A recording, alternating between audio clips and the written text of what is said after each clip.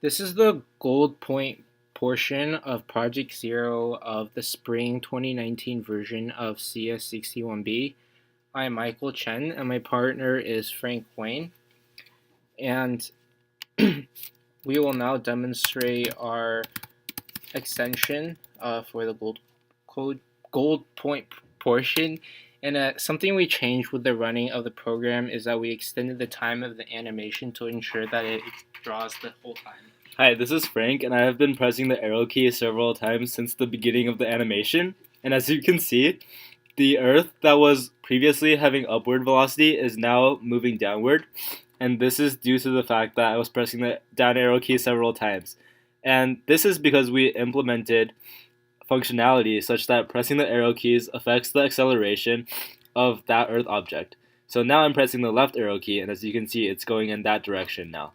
And essentially, we made it so that pressing an arrow key one time in any direction will cause the acceleration in that direction to increase. And it's based on the number of times that the arrow key is pressed, because that's what is being detected, and not actually how long the arrow key is being pressed, which could be a common misconception. And so, for example, if I held the up arrow key down for like 10 seconds, it would be the same as if I held it down just once.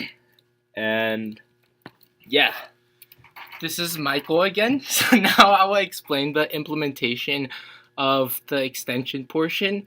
So body extreme inherits from the body class, and we did this to avoid repeated code, so we wouldn't have to repeat class variables and that sort of thing. Two major variables that exist in body extreme that do not exist in the normal body class include acceleration, both in the x and in the y direction. And we did this to ensure that both that the motion was smooth and that the arrow keys were recorded. So every single time Frank presses the left or the right or the up or the down arrow key, these acceleration values are updated accordingly.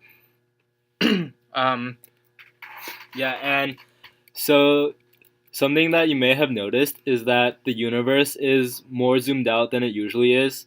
As you can see, the orbiting planets and the sun are a lot smaller than usual, and this is because we significantly expanded the scale that we set. We actually set it to 3 times the normal radius, and this was so that we could all see the effects of the Earth that is being controlled by the arrow keys, because otherwise it would easily go out of frame and we wouldn't be able to see anything. And another thing that I want to say is that this video is over. Thank you for listening.